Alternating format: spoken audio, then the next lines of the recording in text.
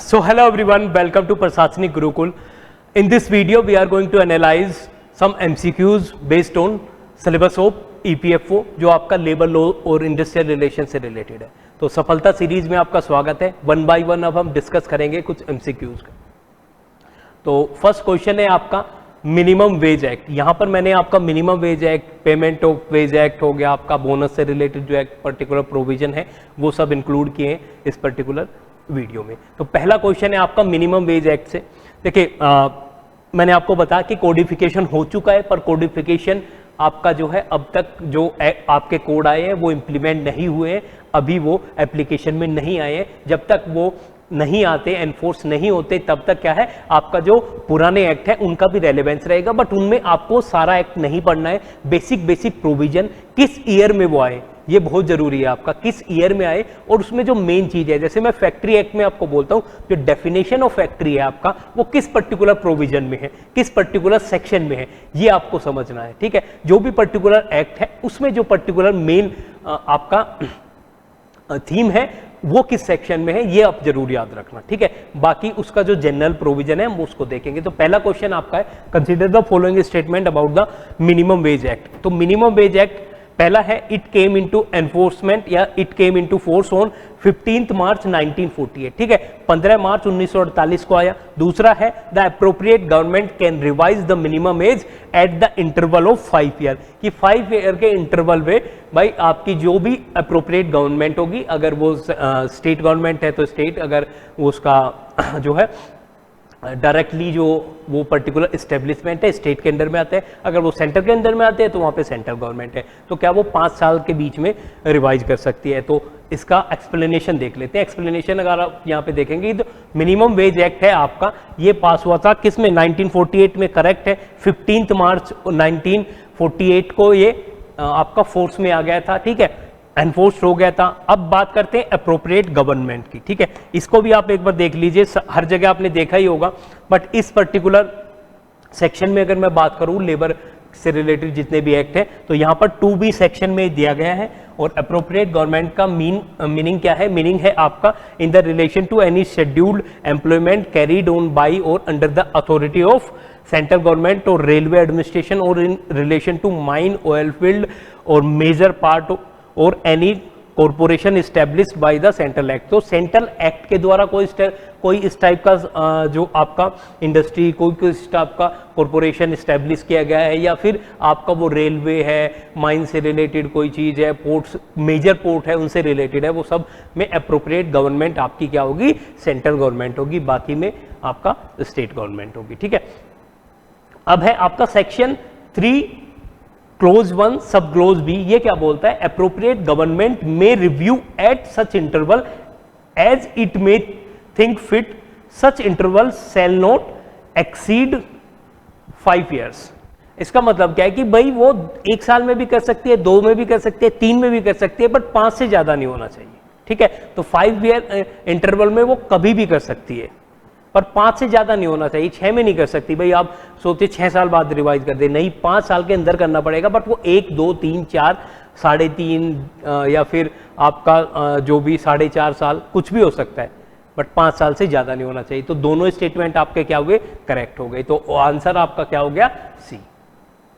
ठीक है, एक्सप्लेनेशन आपको पता ही चल गई, आंसर से ज्यादा कुछ लेना देना नहीं है, हमको स्टेटमेंट देखने हैं और उसका एनालिसिस करना है। सेकंड है आपका which of the following methods is और are given under the minimum wage act for the fixation of wage. ठीक है, आपको पता है कि अप्रोप्रिएट गवर्नमेंट फिर क्या करती है? फिक्स करती है आपका वेज को। तो उसमें कौन कौन से मेथड गिवन है? देखिए ये इंपॉर्टेंट हो जाता है आपका ईपीएफओ एग्जामिनेशन के लिए। तो पहला है कमिटी मेथड, दूसरा है काउंसिल मेथड, तीसरा है नोटिफिकेशन मेथड, या फिर चौथा है बोथ फर्स्ट एंड थर्ड, मतलब committee method and notification method. तो अब यहां पर इसकी एक्सप्लेनेशन देख लेते हैं। एक्सप्लेनेशन अगर आप देखेंगे, in fixing minimum rates of wage in respect to any scheduled employment, तो यहां पर सेक्शन 5 क्लोज 1 सब क्लोज ए में क्या गिवन है? Committee method.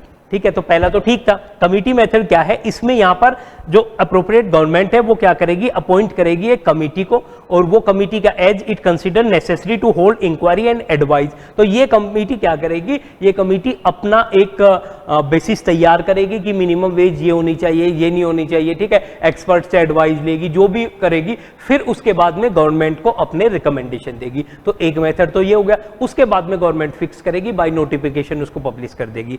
अब दूसरा मेथड क्या है, दूसरा मेथड यहीं पे सेक्शन 5 में गिवन है, क्लोज 1 सब क्लोज बी। ये क्या कहता है, नोटिफिकेशन मेथड। यहां पे ये क्या बोलता है कि भाई minimum wage under section 1B the appropriate government, जो जब हम फिक्स करेंगे सेक्शन 5 क्लोज 1 सब क्लोज बी के अंदर, तो क्या है, गवर्नमेंट क्या करेगी, सेल बाय नोटिफिकेशन, ठीक है, इन official gazette publish it's proposals for the information of person likely to be। भाई आप जिस भी ग्रुप ऑफ लेबर या फिर जो भी एम्प्लॉयर एम्प्लॉइज, जो भी इस पर्टिकुलर रिवीजन के बाद अगर आप इसे फिक्स कर रहे हैं मिनिमम वेज को, उसके बाद में अफेक्ट होने वाले लोग हैं, आप एक नोटिफिकेशन निकालोगे, ठीक है, उनका रेफरेंस लेते हुए, और वो लोग अपने जो है उस प्रपोजल पे अपने कमेंट देंगे, अपनी जो भी उनको अपने रिजर्वेशन अगर उनको देने हैं वो सब देंगे, ठीक है। तो यहां पर क्या कर दिया उन्होंने, पहले ही एक नोटिफिकेशन निकाल दिया, तो ये नोटिफिकेशन मेथड होगा। और फिर प्रपोजल्स जो है अपने दे दिए और उस पर लोगों के कमेंट ले रहे हैं और उसको कंसीडर करने के बाद में ही फिक्स करेंगे। तो दो मेथड है मिनिमम वेज एक्ट में, नोटिफिकेशन मेथड, कमेटी मेथड, ये याद रखना आप, ठीक है। और यहां पर एक और चीज है कि स्पेसिफाई ए डेट, और यहां पर इसका जो टाइम पीरियड होना चाहिए वो क्या होना चाहिए, a date not less than 2 months from the date of notification, कि आप जो वो प्रपोजल्स, आप उनके भी जो कमेंट्स है वो सारे उनके भी अपने रिकमेंडेशन होंगे, लोग जो भी अफेक्टेड लोग होंगे, तो वो सब जो अपने जो भी सुझाव देंगे वो कम से कम उन्हें 2 महीने का समय आपको देना पड़ेगा, ठीक है। अब है आपका थर्ड क्वेश्चन। थर्ड क्वेश्चन क्या बोलता है, in which of the following section of minimum wage act the advisory board is established. देखिए यहां पर थोड़ा पेंच है, ठीक है, यहां पर आपके 2 सेक्शन में एडवाइजरी बोर्ड है, एक जगह एडवाइजरी बोर्ड दिया हुआ है, एक जगह सेंट्रल एडवाइजरी बोर्ड है, बट मैंने वो सेक्शन शायद इसमें से हटा दिया जिसमें सेंट्रल एडवाइजरी बोर्ड था। और अगर इसका करेक्ट ऑप्शन की बात करें तो ऑप्शन बी है, बट एक्सप्लेनेशन देख लेते हैं। Advisory board is constituted under section 7, ठीक है, तो ऑप्शन बी करेक्ट था। Of the act by appropriate government for the purpose of coordinating the work of committees and सब कमिटीज अपॉइंटेड अंडर सेक्शन 5। मैंने आपको बताया था सेक्शन 5 में क्या है, कमिटी मेथड में कमिटीज या सब कमिटी आप अपॉइंट करते हैं, किसके लिए, फिक्स करने के लिए वेजेस को, ठीक है, मिनिमम वेज को फिक्स करने के लिए आप यहाँ पे कमिटी या सब कमिटी स्टैब्लिश करते हैं। तो उसी के पर्पज से आप एक एडवाइजरी बोर्ड स्टैब्लिश कर सकते हैं सेक्शन 7 में। यहाँ पे सेंट्रल और स्टेट गवर्नमेंट दोनों की मैं बात कर रहा हूँ, ठीक है। अब अकॉर्डिंग टू 9 क्या है, central advisory board shall consist of persons to be nominated by appropriate government representing, यहाँ पे एम्प्लॉयर एम्प्लॉय दोनों के रिप्रेजेंटेटिव होंगे। तीसरी चीज क्या है, इंडिपेंडेंट पर्सन भी होंगे, और वो इंडिपेंडेंट पर्सन आपके 1/3 से, वो इंडिपेंडेंट पर्सन क्या होंगे, आपके 1/3 से कम ही होंगे, लेस देन।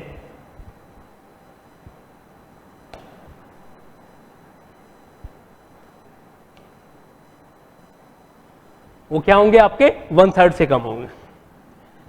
ये जनरल प्रोविजन आपने कोड में भी देखा होगा जब मैंने आपको कोड ऑन वेजेस पढ़ाया, ठीक है। तो इंडिपेंडेंट मेंबर आपके 1/3 से कम। देखिए सब कुछ मिला के एक सिंक्रोनाइजेशन हुआ है कोडिंग में, मैं बार बार कह रहा हूँ आपको, तो आपको ज़्यादा कंफ्यूज होने की जरूरत नहीं है। बट जब आप सारे एक्ट पढ़ लेंगे उसके बाद में आप खुद के एनालिसिस से बता पाएंगे कि ये डेफिनेशन में तो ये है, जैसे एम्प्लॉयर की डेफिनेशन है, वर्कर की डेफिनेशन है, वेज की डेफिनेशन है।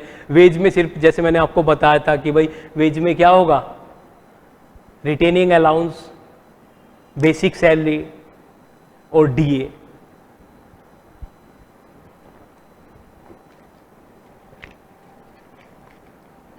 इसके अलावा जो बोनस की बात है या बाकी किसी चीज की बात है वो सब इसमें इंक्लूड नहीं होगी।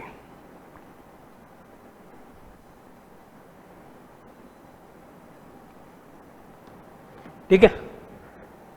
अब यहां पे एक और सेंट्रल बोर्ड जो है वो सेक्शन 8 के अकॉर्डिंग स्टैब्लिश किया जाता है, इसको भी आप देख लीजिए।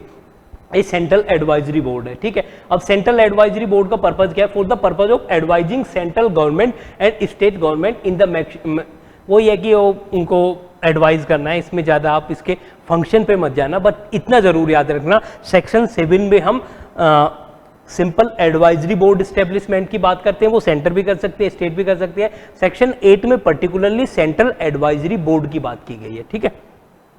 अब नेक्स्ट क्वेश्चन देखिए, नेक्स्ट क्वेश्चन है आपका अंडर द सेक्शन 21A, देखिए ये डायरेक्ट नहीं आएगा, आपको सिंपली यही दे देंगे, विच of the following may be the appropriate government, which of the under the section 20 of the act, which of the following may be the appropriate government as an authority to hear and decide cases related to, देखिए ये यहाँ पे question की जो framing है वो थोड़ी गलत है, इसको आप करेक्ट कर लेना, शायद ये ऑटो करेक्ट की वजह से हो गया, बट यही ये पूछ रहा है कि सेक्शन 21A में जो है आपका अप्रोप्रिएट गवर्नमेंट कौन होगी आपकी to hear and decide cases related to payment of wage, ठीक है। पेमेंट ऑफ वेज से रिलेटेड जो केसेस को हियर करने के रिगार्डिंग आपकी अप्रोप्रिएट गवर्नमेंट कौन सी होगी, क्या वो एनी कमीशन फॉर वर्कमैन्स कंपनसेशन होगी, या any officer of central government exercising function as labour commissioner होगा, ठीक है, या any officer of the state government होगा, या ऑल ऑफ द अबव होगा। तो सेक्शन 20 को इसका एक बार एक्सप्लेनेशन देख लेते हैं। सेक्शन 20 क्या बोलता है? सेक्शन 20 बोलता है appropriate government may appoint any of the following as authority to hear and decide the case for any specified area any claim arising out of payment of less than minimum. भाई अगर आपको एक minimum wage से कम veg मिल रही है तो उस cases में जो अप्रोप्रिएट गवर्नमेंट है आपकी, वो इन सभी को या इनमें से किसी को क्या कर सकती है, अथॉरिटी बना सकती है कि आप उस केस को सुनो और उसको डिसाइड करो। सिंपल ये बात है, सेक्शन 20 ये बताता है, ठीक है। सेक्शन 20 बताता है appointing authority to hear the case related to payment of wage less than minimum wage. आपको मिनिमम वेज से कम मिल रहा है तो आप इनमें से किसी के पास जाएंगे, ये अप्रोप्रिएट गवर्नमेंट उसको अपॉइंट करेगी, उसको एज ए अथॉरिटी नियुक्त करेगी, ठीक है। यहाँ पे आप देखिए कौन कौन है वहां पे, any commissioner for वर्कमैन्स compensation, any officer for central government exercising function as labour commissioner for any reason, any officer of state government not below the rank of labour commissioner, फिर है any other officer with experience as जज of civil court, ठीक है। बस इतना आप याद रखना, ठीक है। तो ये चारों केसेस, ये चारों अथॉरिटी जो है आपके एलिजिबल है to be appointed as an authority, जो क्या करेगी, केसेस को सुनेगी, मिनिमम वेज से कम अगर किसी को वेज मिल रहा है, ठीक है। सेक्शन 20 ये बोलता है, इंपोर्टेंट सेक्शन है इसलिए मैंने कहा। टोटल नंबर ऑफ सेक्शन की अगर मैं बात करूं तो सिंपल इसका आंसर बी है, इसमें आप देख लेना 31 सेक्शन है। अगर इसमें कुछ इन्फॉर्मेशन आप ऐड करना चाहें आप कमेंट भी कर सकते हैं, अगर आपको लगे कि 31 सेक्शन नहीं है, कहीं पे कोई फैक्चुअल इन्फॉर्मेशन गलत है तो you can comment on video, ठीक है।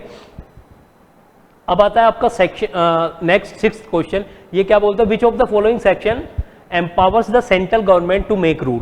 आपको पता है किसी भी एक्ट में क्या होता है, ये तो अगर वो स्पेसिफिकली स्टेट गवर्नमेंट का है तो स्टेट गवर्नमेंट को पावर दी जाती है।